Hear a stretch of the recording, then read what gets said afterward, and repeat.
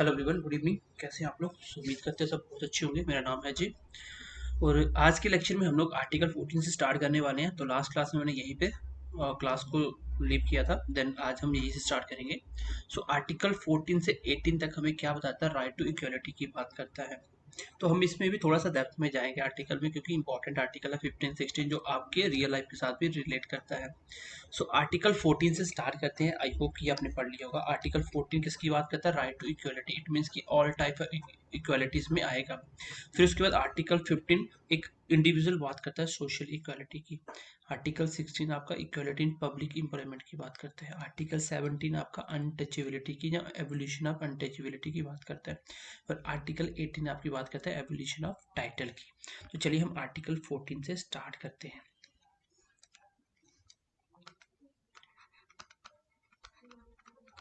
Article 14 की बात करते हैं। तो आर्टिकल 14 क्या बोलता है? देखो, इसमें दो बातें छोटी छोटी। पहले तो ये क्या बोलता है? Equality before law. कानून के लिए सब बराबर है। और आगे इसमें एक क्लॉज हो रहा है, वो क्या बोलता है? Equal protection of law. ऐसे आपको समझ नहीं आएगी, क्योंकि ये छोटी छोटी लाइनें होती हैं, लेकिन इसको समझाने के लिए थोड़ा सा हमें डेप्थ में जाना पड़ता है। तो इक्वल बिफोर लॉ का क्या मतलब? इक्वलिटी बिफोर लॉ, इसका मतलब कानून के सामने सब बराबर है। एक तो ये बात करता है, लेकिन दूसरी बात क्या करता है कि इक्वल प्रोटेक्शन ऑफ लॉ होगा। तो यहाँ पे थोड़ा सा डिस्क्रिमिनेशन आ जाता है। मतलब जो इक्वल प्रोटेक्शन होगी लॉ की, वो कैसे होगा? मतलब कि हर जो आपका सोसाइटी में जिस हिसाब से आपका मतलब कि रहन सहन होगा, जैसे आपकी वेल्थ आपकी कितनी है, उस हिसाब से होगा। जैसे मैं आपको समझाने की कोशिश करता हूँ। देखो, सबसे पहले हम बात करें इक्वल बिफोर लॉ की। तो पहले हम बात करें, इसको हम लोग लिख लेते हैं। इक्वल बिफोर लॉ की बात करें तो इक्वल बिफोर लॉ की बात करें तो अगर हम पहले की बात करें इक्वल बिफोर लॉ की, इसका मतलब ये है कि इसके लिए क्या है? ऑल इक्वल है। मीन्स कि अंबानी कौन है, मैं कौन हूँ, आप कौन हो, इट डज नॉट मैटर। सबके लिए इक्वल है कानून के सामने, सबके लिए एक जैसा कानून है। लेकिन इसमें एक चीज और क्या बोला जाता है? इसमें क्या है? Lack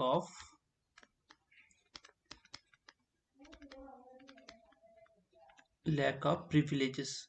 lack of privileges. तो प्रिविलेजेस मतलब ये होता है किसी स्पेशल पर्सन को कोई स्पेशल फैसिलिटी देना, कोई स्पेशल तरह की हेल्प करना, कोई ऐसा प्रोविजन जिसके थ्रू किसी स्पेशल बंदे के लिए स्पेशल चीज की जाए। तो इसमें ऐसा नहीं होता। इसमें ऐसा नहीं होता। मतलब इसमें क्या है? सब कुछ इक्वल है, चाहे वो अंबानी अडानी हम हो चाहे कोई भी हो, सबके लिए एक है। जहाँ पे प्रिविलेजेस ऐसा कुछ नहीं है कि कोई अगर गरीब है तो उसके लिए स्पेशल प्रोविजन रखे जाए, ऐसा नहीं है। इसलिए इसका अप्रोच कैसा माना जाता है? इसका अप्रोच माना जाता है नेगेटिव। कैसा? इसका अप्रोच नेगेटिव माना जाता है। ठीक है, नेगेटिव अप्रोच है। क्यों? इक्वल के चक्कर में जो आदमी बिल्कुल पुअर है, जिसके पास ज्यादा रिसोर्सेस नहीं है, तो उनके लिए भी एक जैसा कानून, सबके लिए एक जैसा। तो उसमें थोड़ी सी दिक्कत आ जाती है। लेकिन इसका सोर्स पूछा जाए क्या है? इसका सोर्स क्या है? इसका सोर्स क्या है? इसका सोर्स है आपका ब्रिटेन। कौन है? ब्रिटेन इसका सोर्स है। यहां तक तो ठीक था, लेकिन दूसरी मैंने क्या बात की थी? Equal protection of law. Equal protection of law, इसका मतलब क्या है? इक्वल प्रोटेक्शन लॉ का इसका मतलब क्या है? देखो, इसका मतलब साफ साफ ये है। ऐसे समझ नहीं आएगा इस लाइन से, ये अब समझ आ जाएगा। इसमें बोला जाता है social economic status different. Social economic status different means, इसका अगर मैं मतलब की बात करूं तो इसका मतलब ये है, इसको आप ऐसे बोल सकते हो। मीन्स इकोनॉमिक मतलब इक्वल लेवल पीपल। ठीक है, मतलब कि जिस बंदे का लेवल जैसा है, उसी के हिसाब से उनको स्टेटस होगा, उसी के हिसाब से उनको इक्वल प्रोटेक्शन लॉ किया जाएगा। मतलब ये हुआ कि अगर कोई आदमी लो लेवल का पीपल है, एक हाई लेवल का पीपल है, मीन्स कि एक आदमी अरबपति है और एक आदमी मिडिल क्लास फैमिली से है, तो दोनों के लिए क्या होता है, दोनों के लिए लॉ थोड़े से अलग हो जाएंगे, इसलिए इसको बोला जाता है, इसकी अप्रोच क्या है, पॉजिटिव है। इसकी अप्रोच कैसी है, पॉजिटिव है। पॉजिटिव अप्रोच क्यों, पॉजिटिव क्यों हुई, इसलिए हुई कि जो पुअर आदमी है उसमें इसको हेल्प मिल जाती है। इसका सोर्स क्या है, इसका सोर्स है यूएसए। इसका सोर्स है यूएसए। अभी भी आपको पूरी क्लैरिटी नहीं मिलेगी, मैं जैसे इसके लिए मैं आपको एग्जांपल देता हूँ अच्छा सा, फिर आपको समझ आ जाएगी। अभी तक मैंने आपको क्या बताया कि आर्टिकल 14 बात करता है इक्वलिटी की, तो इसमें दो छोटे छोटे पॉइंट क्या है। एक तो आर्टिकल 14 बोलता है इक्वलिटी बिफोर लॉ, लॉ के सामने सब बराबर है। दूसरा इसमें क्या बात बोली कि इक्वल प्रोटेक्शन ऑफ लॉ। अब इक्वलिटी बिफोर लॉ में सब बराबर है, कोई भेदभाव नहीं, कोई डिस्क्रिमिनेशन नहीं, लेकिन in case of equal protection of law की बात करें तो यहाँ डिस्क्रिमिनेशन आ जाता है, यहाँ भेदभाव आ जाता है। क्योंकि एक चीज देखना ध्यान से, देखो आपको अब समझ आ जाएगा बहुत अच्छे से। दूसरे वाला पॉइंट, अगर मैं यहाँ पे बात करूँ इस केस में, तो इस केस में बोल सकते हैं कि डिस्क्रिमिनेशन होता है, डिस्क्रिमिनेशन होता है, ठीक है। लेकिन डिस्क्रिमिनेशन किस बिहाफ पे होना चाहिए, एक तो वो रीजनेबल होना चाहिए, उसके पीछे एक अच्छा रीजन होना चाहिए, वो इंटेलिजिबल होना चाहिए, या मैं बोल सकता हूँ वो कैसा नहीं होना चाहिए, नॉट आर्बिट्रेरी, मतलब कि एक मनमाना नहीं होना चाहिए। देखो इक्वल प्रोटेक्शन ऑफ लॉ में डिस्क्रिमिनेशन होता है, मतलब भेदभाव होता है, लेकिन आर्टिकल 40 ये बोलता है कि भेदभाव नहीं होगा। लेकिन इसमें जो दूसरा क्लॉज है, ये जो दूसरा पॉइंट है, ये क्या बोल रहा है कि यहाँ पे भेदभाव होगा, डिस्क्रिमिनेशन होगा, लेकिन डिस्क्रिमिनेशन कैसा होना चाहिए, वो अगर कोई रीजनेबल है तब हो सकता है, इंटेलिजिबल होना चाहिए, या नॉट आर्बिट्ररी होना चाहिए। आर्बिट्ररी का मतलब होता है कि मनमाना नहीं होना चाहिए, ठीक है, मनमाना नहीं होना चाहिए। जैसे मैं एग्जांपल देता हूँ इसकी, जैसे इनकम टैक्स की बात करते हैं, इनकम टैक्स की, तो आप बोल सकते हो इनकम टैक्स में क्या होता है, different tax for different level of income. तो जिसकी इनकम ज़्यादा उनका इनकम टैक्स ज़्यादा, जिसकी इनकम कम उनका इनकम टैक्स कम। अब आप सोचो कि अगर सेम इनकम टैक्स अंबानी का लिया जाए, सेम आपका लिया जाए, तो फिर तो बहुत बड़ी गड़बड़ हो जाएगी। तो इसलिए गवर्नमेंट ने क्या किया कि इसमें एक चीज ऐड करी कि भाई इक्वालिटी होगी, लेकिन इक्वल प्रोटेक्शन ऑफ लॉ कैसे करेगा, जिस हिसाब का लेवल होगा उस हिसाब से प्रोटेक्शन होगी। मैंने एग्जांपल बता दिया कि इसमें डिस्क्रिमिनेशन होता है, लेकिन डिस्क्रिमिनेशन कैसा, वो एक रीजनेबल होना चाहिए, इंटेलिजिबल होना चाहिए, नॉट आर्बिट्रेरी होना चाहिए। इस केस में यहाँ डिस्क्रिमिनेशन होता है। जैसे मैंने एग्जांपल दिया इनकम टैक्स का, आपको पता है कि कुछ इनकम टैक्स 0% भी होते हैं, किसी पे 10% लग रहा है, किसी पे 20, और किसी पे 30, और किसी पे 30 से ज़्यादा। तो वो इनकम पे डिपेंड करेगा कि 5 लाख तक इनकम पे कोई टैक्स नहीं होगा, 5 से 7 लाख तक इतना होगा, तो वो आपको पता ही है कि इनकम टैक्स कैसे लगता है। तो ये मैंने बताया कि इसमें क्या होता है, भेदभाव होता है, इसलिए इसका अप्रोच पॉजिटिव माना जाता है। अब इसके मैं एक्सेप्शन बताता हूँ, मैं यहाँ लिख देता हूँ, ठीक है, कलर चेंज कर लेते हैं, फिर आपको बताता हूँ क्वेश्चन कैसे आता है। एक्सेप्शंस ऑफ आर्टिकल 14, एक्सेप्शन लिख लो। एक्सेप्शन क्या क्या है, सबसे पहले यहाँ पे प्रिविलेजेस होते हैं ऑफ प्रेसिडेंट एंड गवर्नर। वैसे तो बात करते हैं कि इसमें लैक ऑफ प्रिविलेजेस होते हैं, लेकिन यहाँ पे बात एक्सेप्शन ये है कि प्रेसिडेंट और गवर्नर के केस में स्पेशल प्रिविलेजेस होते हैं, ठीक है। उसके बाद जो आपके फॉरेन डिप्लोमेट्स होते हैं उनके ऊपर ये नहीं लगता। उसके बाद जैसे आपका यूएनओ हो गया, उसके बाद आपके पार्लियामेंट्री प्रिविलेजेस होते हैं। उसके बाद आप बोल सकते हो स्टेट लेजिस्लेटिव प्रिविलेजेस, ये इसके एक्सेप्शंस हैं। इवन कि यहाँ पे कोई स्पेशल तरह का प्रोविजन नहीं दिया जाता, कोई स्पेशल मदद नहीं दी जाती, लेकिन ये इनके एक्सेप्शंस हैं। अगर प्रेसिडेंट की या गवर्नर की बात करें तो उनके लिए होते हैं, ठीक है, प्रिविलेजेस होते हैं। फॉरेन डिप्लोमेट्स हो गए, यूएनओ हो गया, उसके बाद पार्लियामेंट्री प्रिविलेजेस होते हैं, स्टेट लेजिस्लेटिव होते हैं। तो ये इसके एक्सेप्शन है, ये आप लोग यहाँ से पढ़ सकते हो थोड़ा सा। तो आर्टिकल 14 हमारा ऑलमोस्ट कंप्लीट हो गया, मैंने आपको बता दिया। आर्टिकल 14 के रिकॉर्डिंग आपको याद रखना है कि इक्वल बिफोर लॉ और इक्वल प्रोटेक्शन ऑफ लॉ की बात होती है, मतलब इक्वलिटी की बात होती है। सिंपल से याद रखना, इक्वलिटी कैसी इक्वलिटी पूछे तो ऐसा नहीं बोला, इसमें हर प्रकार की इक्वलिटी आती है, हर एक टाइप की इक्वलिटी इसमें आ जाएगी, चाहे कोई भी हो, इसलिए सिर्फ इक्वलिटी की बात करता है। तो इक्वल बिफोर लॉ की मैं बात की तो यहाँ पे क्या होता है, सब इक्वल है, लैक ऑफ प्रिविलेजेस होते हैं, नेगेटिव अप्रोच है, सोर्सेज का ब्रिटेन है। अगर हम इक्वल प्रोटेक्शन लॉ की बात करें तो ये लेवल के हिसाब से वेरी करता है, सोशल इकोनॉमिक स्टेटस डिफरेंट है तो उसी हिसाब से उनका प्रोटेक्शन होगा। और पॉजिटिव, इसको पॉजिटिव अप्रोच बोला जाता है और इसका सोर्स यूएसए है। मैंने बताया कि जो डिस्क्रिमिनेशन होगा वो किस बिहाफ पे होगा, क्या क्या होना चाहिए, मैंने एग्जाम्पल भी बता दिया इनकम टैक्स वाला। आई होप कि आर्टिकल 14 आपको क्लियर हो गया होगा। अब हम मूव ऑन करते हैं आर्टिकल 15 और 16 की तरफ। चलिए अब हम बात करते हैं आर्टिकल 15 और 16 की। आर्टिकल 15 और 16 आर्टिकल बहुत इंपॉर्टेंट है और इसके ऊपर हमेशा विवाद होते रहे हैं, ठीक है। इसी में आपकी बात होगी रिजर्वेशन को लेके, अलग अलग फील्ड में, जॉब में रिजर्वेशन को लेके। तो यहाँ पे बात होगी 15 और 16 में। आर्टिकल 15 की बात करें तो ये बात करता है किसकी, ये बात करता है आपकी सोशल इक्वालिटी की। किसकी बात करता है, सोशल इक्वालिटी की। तो ये बात करता है सोशल, सोशल मतलब जो भी आपकी सोसाइटी है सब में इक्वालिटी होनी चाहिए, ठीक है। इसके आगे इसके अलग अलग पॉइंट है, 5-6 पॉइंट है, मैं आपको लिखवाता हूँ। चलिए अगर हम आर्टिकल 15 के फर्स्ट पॉइंट की बात करें तो ये क्या बोलता है, ये बोलता है कि जो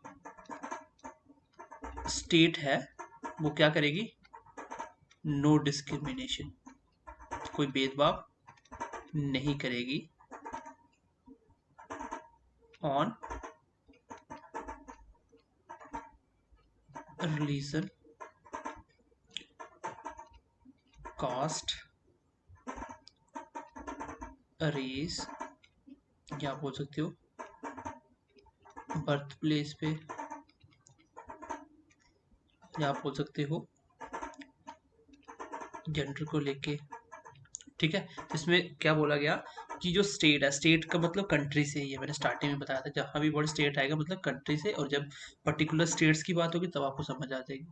तो यहाँ पे ये बोला गया कि पूरे इंडिया के अंदर क्या होगा, फर्स्ट पॉइंट में स्टेट कोई भी डिस्क्रिमिनेशन नहीं करेगी सोसाइटी में, उनकी रिलीजन को लेके, उनकी कास्ट को लेके, उनकी रेस को लेके, रेस मतलब नस्ल, और बर्थ प्लेस को लेके या जेंडर को लेके कोई डिस्क्रिमिनेशन नहीं होगा। जी आर्टिकल 15 का फर्स्ट क्लॉज कहता है।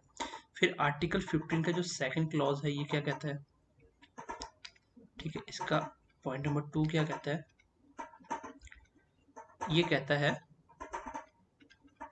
कि स्टेट, फिर इसमें एक वर्ड ऐड है, state and citizen of India, no discrimination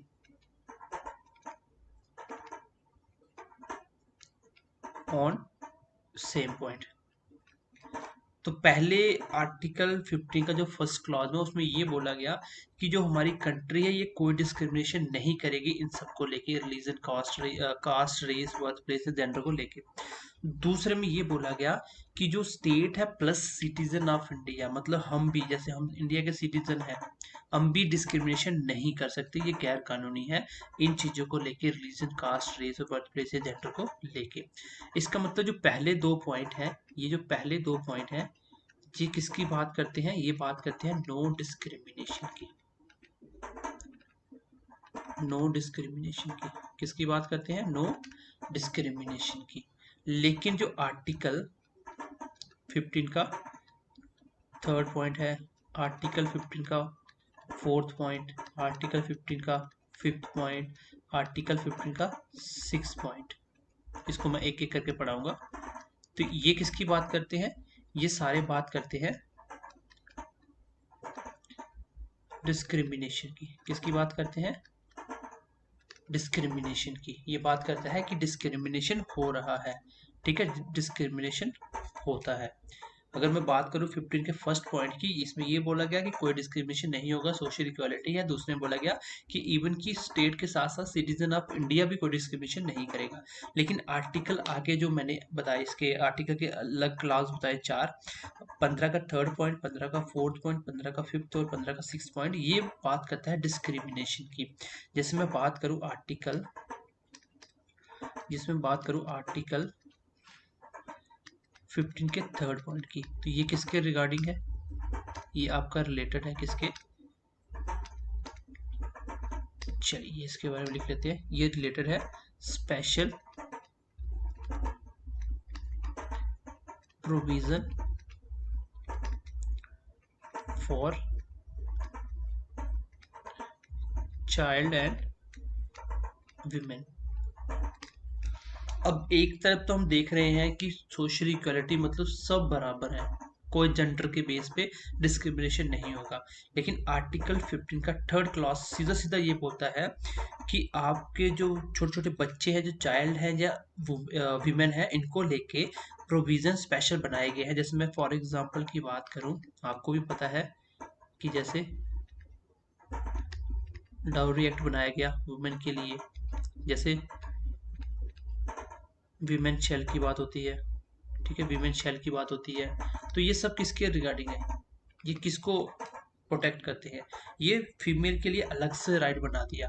even की सोसाइटी में सब बराबर है, जेंडर को लेकर तो ऐसा नहीं होना चाहिए, इसलिए ये डिस्क्रिमिनेशन की बात कर रहा है। आर्टिकल 15 का फर्स्ट और सेकंड क्लॉज तो सीधा सीधा डिस्क्रिमिनेशन नहीं करने की बात करता है, लेकिन इसके बाद आगे वाले क्या बात करते हैं? आगे वाला बात क्या करता है कि डिस्क्रिमिनेशन होगा, लेकिन ये डिस्क्रिमिनेशन कैसा होगा? ये पॉजिटिव होगा। तो भाई कहीं ना कहीं ये सही भी है, भाई कहीं ना कहीं ये सही भी है। तो ये पॉजिटिव है, इसलिए ये डिस्क्रिमिनेशन ही है, लेकिन पॉजिटिव डिस्क्रिमिनेशन है, ठीक है। अगर मैं बात करूं 15 के फोर्थ पॉइंट की, ठीक है, तो ये तो हो गया। अच्छा इसको यार, ये हमने शेयर लिख दिया, ये वीमेन सेल है, ठीक है, वीमेन सेल, CESS। तो अगर हम बात करें आर्टिकल 15 के, आर्टिकल 15 के फोर्थ पॉइंट की, तो ये क्या बात करता है? ये आपकी बात करता है special provision, special provision for SC ST या सोशल एजुकेशन बैकवर्ड के लिए। आपको भी पता है इनको रिजर्वेशन मिला हुआ है, ठीक है। लेकिन जब ये दिया गया था पहले, तो यहाँ पे केस आ गया था, सबसे पहले केस आ गया था दोराई राजन केस 1951 में।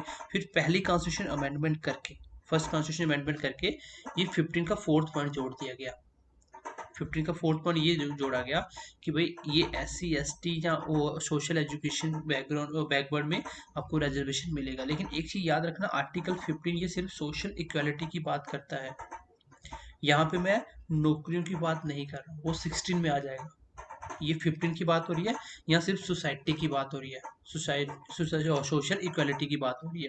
तो यहाँ पे SC ST जो सोशल एजुकेशन बैकवर्ड है, तो इन सब के लिए प्रोविजन बनाया गया है। तो ये अमेंडमेंट की गई थी, उसके बाद इसका फोर्थ पॉइंट ऐड हुआ, ठीक है। इसको लिख भी सकते हो, आफ्टर फर्स्ट कॉन्स्टिट्यूशन अमेंडमेंट 1951 के बाद इसको ऐड कर लिया गया, ठीक है, इसको ऐड कर लिया गया। चलिए आगे बढ़ते हैं नेक्स्ट। अगर हम फिफ्थ पॉइंट की बात करें, आर्टिकल 15 के फिफ्थ पॉइंट की बात करें, तो ये क्या बोलता है? ये आपकी सीधी सीधी बात करता है, तो ये बात करता है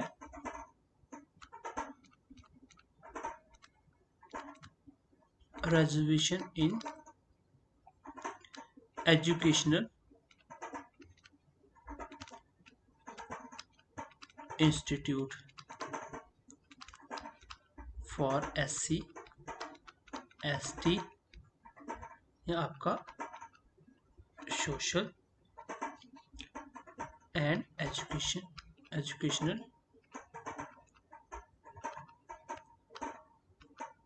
बैकवर्ड। ठीक है, SC ST या एजुकेशनल बैकवर्ड, जो सोशल एंड एजुकेशनल बैकवर्ड है उनके लिए रिजर्वेशन की बात करता है एजुकेशनल इंस्टीट्यूट पे। ठीक है, वो इंस्टीट्यूट कैसे होने चाहिए, वो मे भी हो सकते हैं, वो गवर्नमेंट हो सकते हैं या सेमी गवर्नमेंट हो सकते हैं,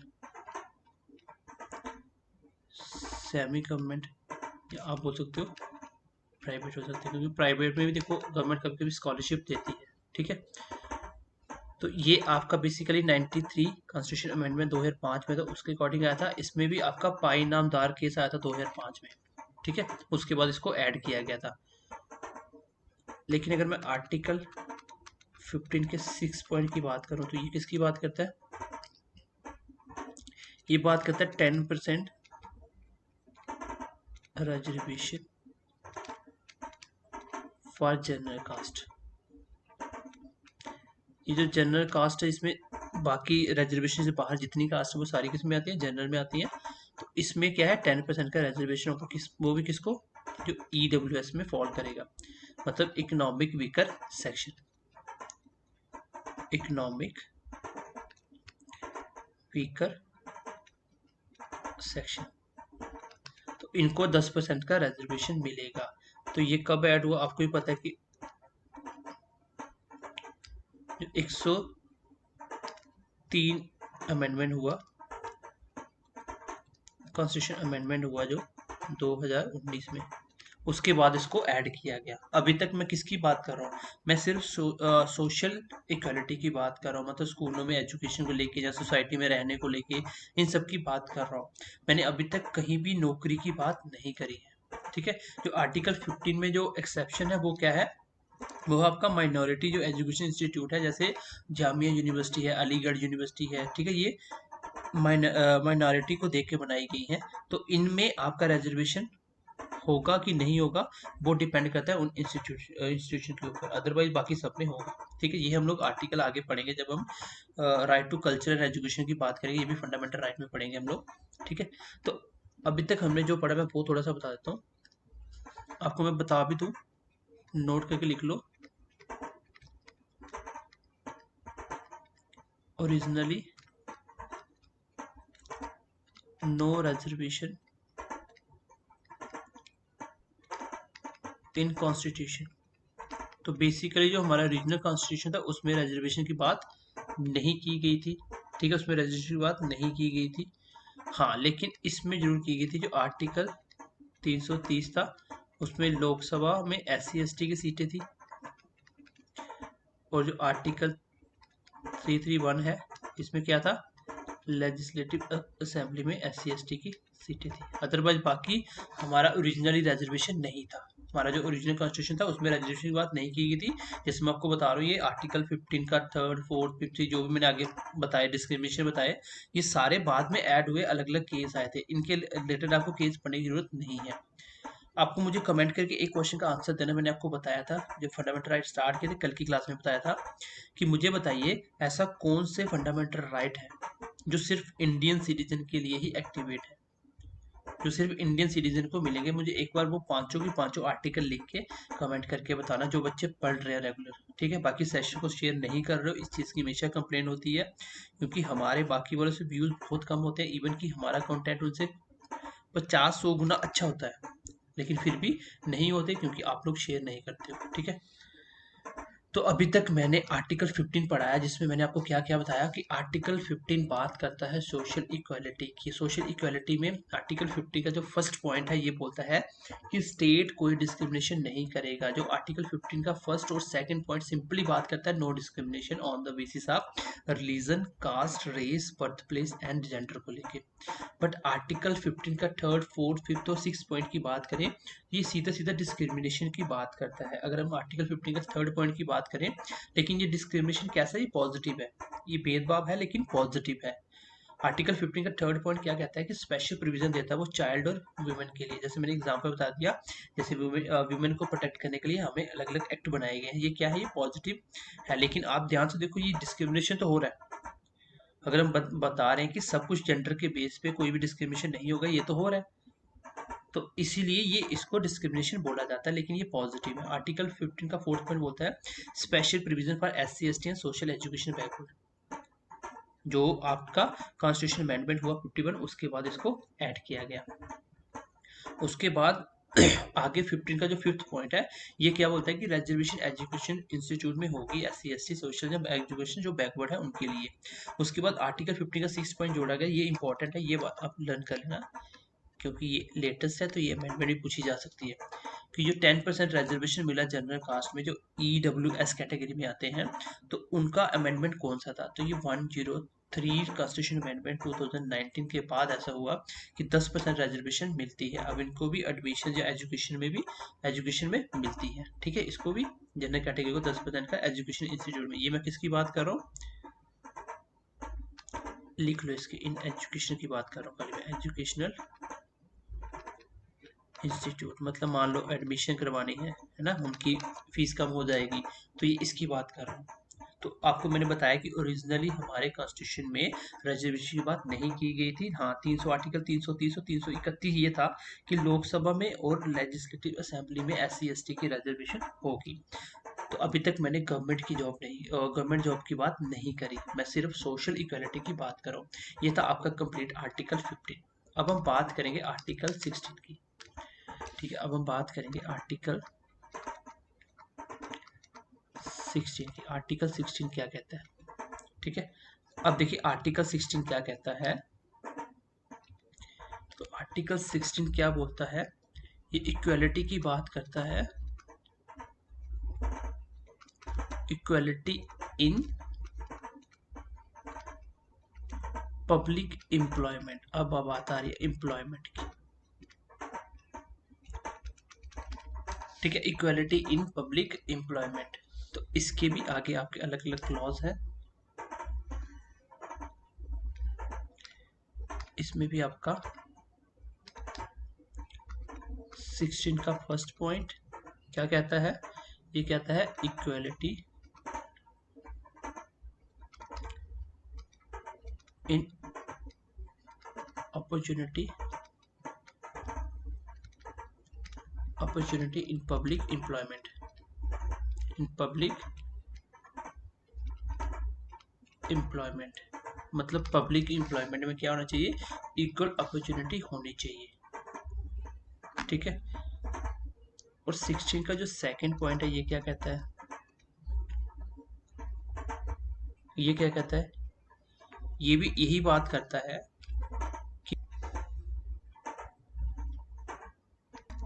कि डिस्क्रिमिनेशन नहीं होना चाहिए। ये बोलता है कि no discrimination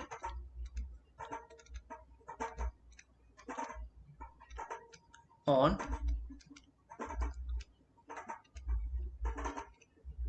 religion, caste, race, birth को लेके या जेंडर को लेके या डोमिसाइल को लेके। डोमिसाइल मतलब किस एरिया से हो आप, तो इस दोनों में एक ही बात की गई, जैसे उसमें की गई थी, इसमें भी है नो डिस्क्रिमिनेशन, कि भेदभाव नहीं होगा गवर्नमेंट एम्प्लॉयमेंट में, सरकारी नौकरी में कोई भेदभाव नहीं होगा। लेकिन इसके बाद आर्टिकल 16 का थर्ड पॉइंट, 16 का फोर्थ पॉइंट, 16 का पांचवा पॉइंट और 16 का छठा पॉइंट, ये क्या बात करता है, ये बात करता है डिस्क्रिमिनेशन की। तो सेम जैसे हमने 15 पढ़ा वैसे इसका भी है, ये तो बात करता है डिस्क्रिमिनेशन होगा, लेकिन डिस्क्रिमिनेशन कैसा होना चाहिए, पॉजिटिव होना चाहिए।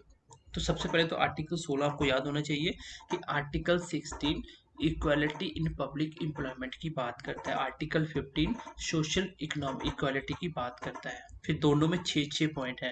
दोनों के पहले 2 पॉइंट सीधा सीधा नो डिस्क्रिमिनेशन की बात करता है। Religion, caste, race, birth, gender, domicile को लेके कोई भी ऐसा इसमें डिस्क्रिमिनेशन नहीं होगा, भेदभाव नहीं होगा। लेकिन उसके आगे जो 4 पॉइंट है ये बाद में जोड़े जाते हैं, क्योंकि धीरे धीरे जैसे, क्योंकि हमारा कॉन्स्टिट्यूशन हमारे हिसाब से चलता है, ना कि हम कॉन्स्टिट्यूशन के हिसाब से चलते हैं। जैसे जैसे सोसाइटी चेंज होती चली जाएगी वैसे वैसे अमेंडमेंट होती चली जाएगी और उसी को उसी हिसाब से चेंज करते चले जाएंगे। ठीक है, चलिए अगर मैं बात करूं आर्टिकल 16 के 3rd पॉइंट की,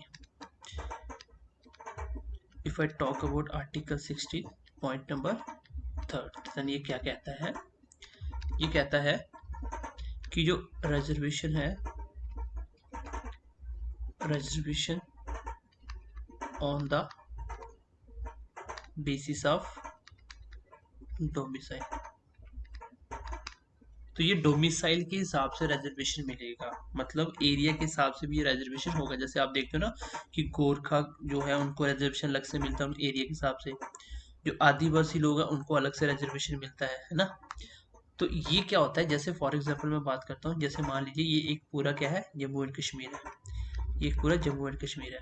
इसका एक ये छोटा सा रीजन ऐसा है, यहाँ पे बहुत ज्यादा गरीबी है, बहुत लोग पिछड़े हुए हैं, ठीक है। तो हो सकता है कि ये बैकवर्ड है ना, ये बैकवर्ड एरिया है। अब इनको सोसाइटी में इक्वल लाने के लिए तो क्या करती है गवर्नमेंट, इनको रिजर्वेशन दे सकती है on the basis of domicile. Domicile मतलब आपकी प्लेस के रिलेटेड है डोमिसाइल, तो डोमिसाइल के बेसिस पे इनको रिजर्वेशन दिया जा सकता है। मतलब आर्टिकल 16 का 3rd पॉइंट ये कहता है कि रिजर्वेशन मिल सकता है किसको, बैकवर्ड को। लेकिन बैकवर्ड कौन डिसाइड करेगा?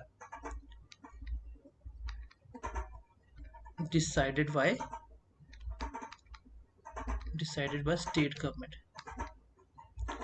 डिसाइडेड बाय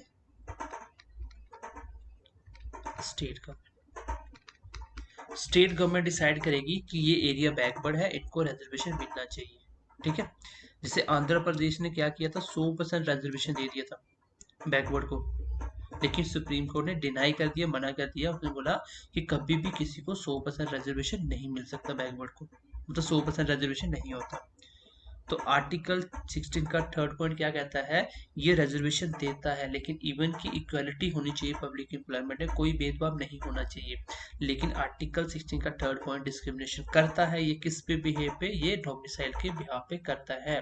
एरिया के हिसाब से बैकवर्ड को आपका जॉब में रिजर्वेशन मिलेगा। अगर मैं आर्टिकल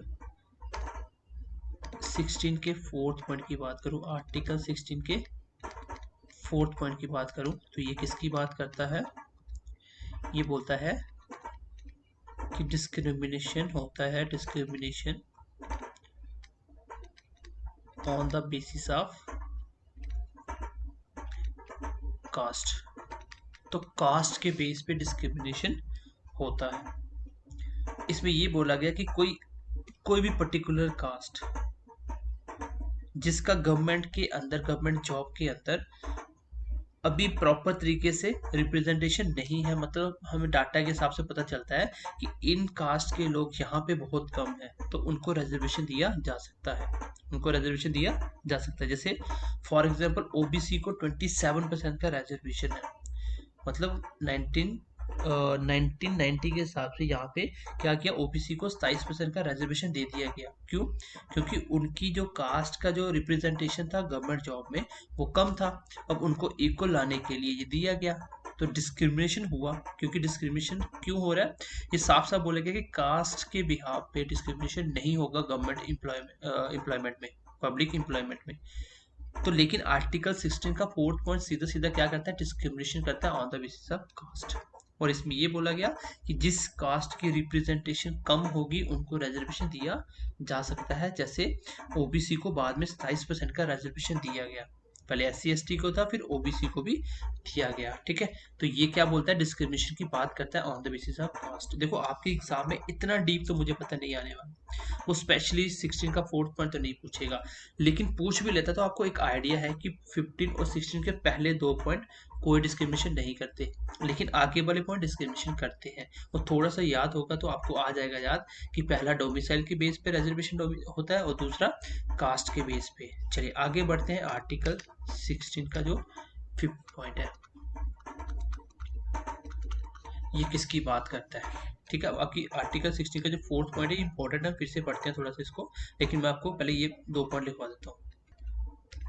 आर्टिकल 16 का 5th पॉइंट क्या कहता है? ये कहता है कि डिस्क्रिमिनेशन हो सकता है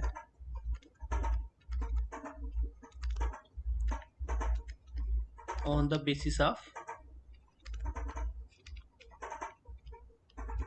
रिलीजन। तो रिलीजन के बेसिस पे भी डिस्क्रिमिनेशन हो सकता है। जैसे आप कोई मस्जिद में चले जाओ, वहाँ पे हिंदू को नहीं बैठाया जाएगा। किसी मंदिर में चले जाओ तो वहाँ पे पंडित को नहीं बैठाया, जैसे राम मंदिर है वहाँ पे मुस्लिम को नहीं बैठाया जाएगा। तो ये कहीं ना कहीं गवर्नमेंट क्या करती है, वो जो ट्रस्ट बनाती है उसमें भी डिस्क्रिमिनेशन होता है, ये किया जा सकता है on the basis of religion के बिहाफ पे। लेकिन ये पॉजिटिव मूव होता है, क्योंकि लोगों में ज़्यादा पब्लिक डिस्टर्ब ना हो, लोगों में ज़्यादा मतलब लड़ाइयाँ राइट्स ना हो, दंगे ना हो, तो उसके लिए भी इन चीज़ों को देखा जाता है। अगर मैं आर्टिकल 16 के 6 पॉइंट की बात करूं, वेरी वेरी इंपॉर्टेंट, इसमें क्या बोला गया कि जो जनरल कैटेगरी है उसको 10% का रिजर्वेशन मिलेगा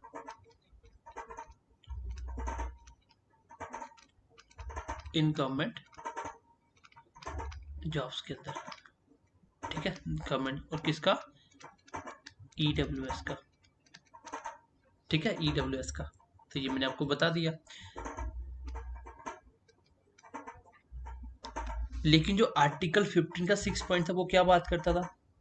वो भी तो रिजर्वेशन की बात करता था, लेकिन वो एजुकेशन इंस्टीट्यूट की बात करता था। यहाँ पे गवर्नमेंट जॉब की बात हो रही है, यहाँ पे गवर्नमेंट जॉब की बात हो रही है। और ये कौन सा अमेंडमेंट था? 103 या ठीक है 103 कॉन्स्टिट्यूशन अमेंडमेंट 2019 के बाद ये 10% का रिजर्वेशन मिला था। ठीक है, लेकिन हम थोड़ा सा बात करेंगे आर्टिकल 4, क्योंकि बहुत इंपॉर्टेंट है। 16 का जो 4th पॉइंट है ना, इसमें 2 और जोड़ेंगे आगे।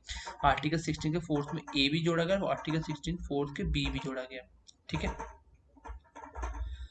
तो इसके बारे में थोड़ी सी बात कर लेते हैं। ठीक है, चलो ज़्यादा डीप जाने की वैसे जरूरत है नहीं है, चलो इसको छोड़ दो, आप इतना कर लो, बहुत है, मैंने इतना बता दिया, ये बहुत है। आर्टिकल 16 का जो 1st पॉइंट है ये बात करता है equality in opportunity in public employment की। उसके बाद नो डिस्क्रिमिनेशन होगा। दोनों में क्या है, पहले दो में क्लॉज 61 और सेकंड में क्या है, no discrimination religion, caste, race, birth, gender या डोमिसाइल को लेकर कोई डिस्क्रिमिनेशन नहीं होगा। आगे वाले 4 पॉइंट है वो डिस्क्रिमिनेशन की बात करते हैं। पहले वाला बात करता है डोमिसाइल को लेके, बैकवर्ड क्लासेस को लेके। दूसरे वाला जो 16 का जो 4th है वो बात करता है कि कास्ट के बेसिस पे भी हो सकता है। ठीक है, इसी के बेसिस पे तो SC, ST, OBC एक्स्ट्रा को क्या मिला हुआ है, रिजर्वेशन मिला हुआ है। इवन कि ऐसा तो नहीं होना चाहिए गवर्नमेंट जॉब में, क्योंकि इक्वालिटी इन पब्लिक एम्प्लॉयमेंट की बात है, लेकिन ये पॉजिटिव है, क्योंकि इनको ये देखा गया कि किस कास्ट के कितने लोग गवर्नमेंट जॉब में रिप्रेजेंटेशन हो रही है, किसकी नहीं हो रही, उस हिसाब से हम क्या करेंगे, रिजर्वेशन देंगे और उसी के अकॉर्डिंग रिजर्वेशन दिएगी। ठीक है,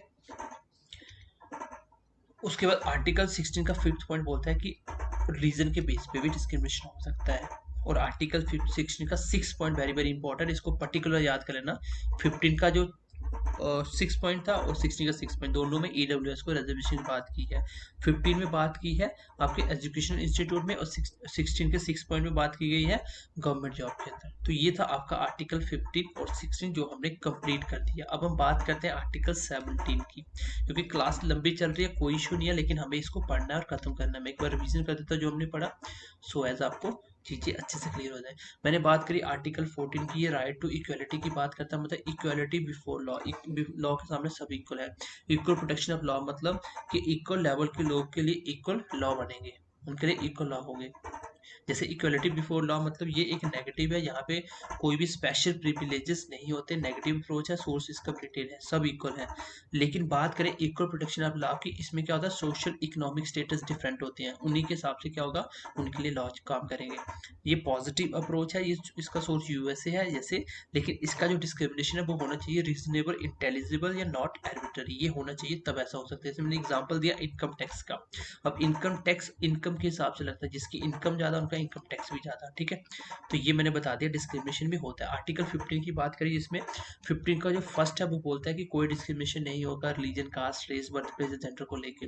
आर्टिकल 15 का जो सेकंड है वो भी यही बात करता है, लेकिन इसमें सिटीजन ऑफ इंडिया की बात की जाती है। क्यों? क्योंकि सोशल मतलब जो लोग रह रहे हैं उसमें हम भी ऐसा नहीं कर सकते, ठीक है। ये भी आर्टिकल 50 का जो आपका पॉइंट है सेकंड, वो हमें बताता है। लेकिन आगे जो 4 पॉइंट है ये सारे क्या डिस्क्रिमिनेशन की बात करते हैं। इसमें इंपॉर्टेंट याद करना है तो याद कर लेना 15 का 6 पॉइंट है, ठीक है। ये 15 का 6, ये कॉन्स्टिट्यूशन अमेंडमेंट हुई थी 103, उसमें 10% का रिजर्वेशन एजुकेशन इंस्टीट्यूट में रखा गया, ये याद कर लेना। बाकी ये मैंने अभी बता दिया आपको। आगे बढ़ते हैं, आई होप कि यहाँ तक आप मेरी बात को समझ पाए होंगे। कि इतना करने के बाद हम बढ़ते हैं अभी हम बात करेंगे आर्टिकल नंबर 17 की। तो आर्टिकल नंबर 17 क्या बोलता है, ठीक है। चलिए, आर्टिकल 17 छोटा सा आर्टिकल है, कुछ खास नहीं है। ये है आपका एबोलिशन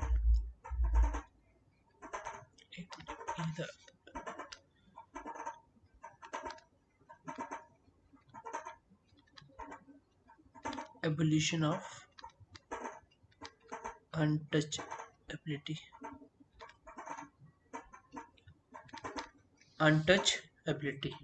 ठीक है।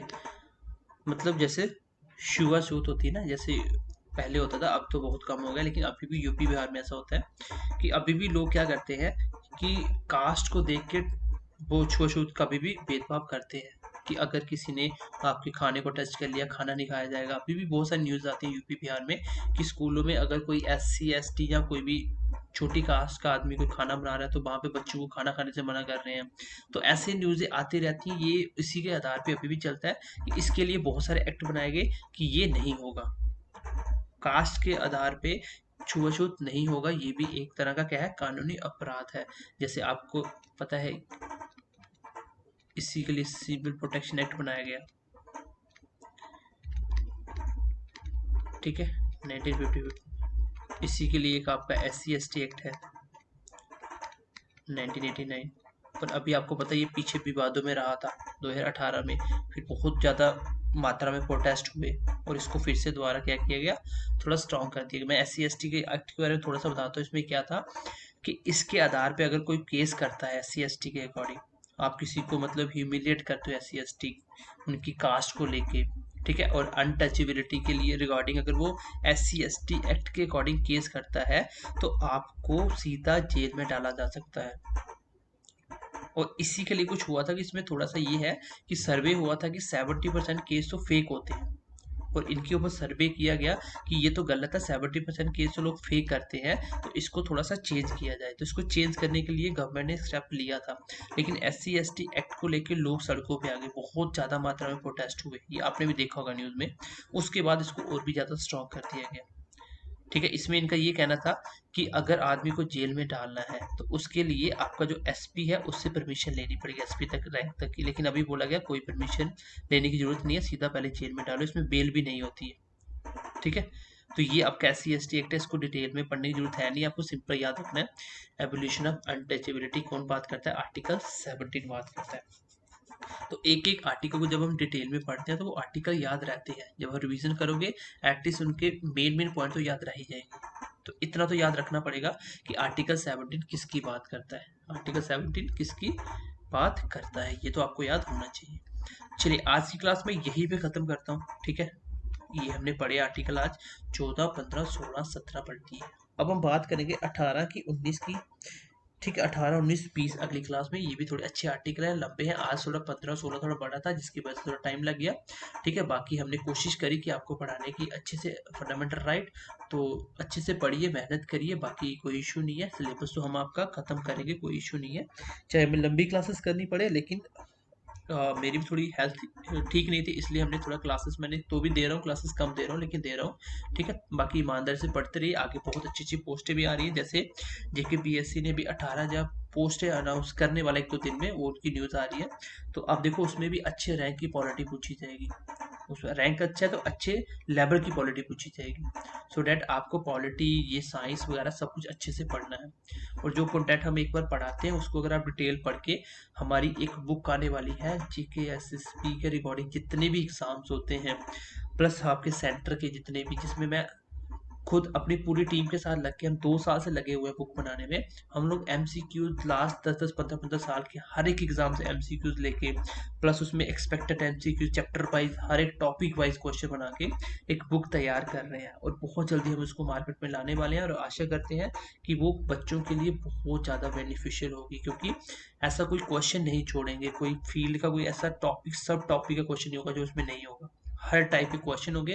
तभी तो हम लोग 1.5-2 साल से लगे हुए हैं, 2 साल के बाद ये बुक बन के तैयार होने वाली है, ठीक है। तो जल्दी आ जाएगी मार्केट में, बाकी आप पढ़ते रहिए, प्रैक्टिस हम करवाते रहेंगे, बाकी बच्चों के साथ शेयर कीजिए, ज़्यादा से ज़्यादा लोगों को बताइए कि हम यहाँ पे कैसा कंटेंट प्रोवाइड कर रहे हैं। सो मिलते हैं अगली क्लास में, bye bye, take care and God bless you. हाँ, लेकिन BMC क्लासेस विद अजय पे आपको MCQs की प्रैक्टिस मिलेगी, और मिल भी रही है आपको पॉलिटी के साथ साथ, वहाँ पे जाके आप विजिट कर सकते हो।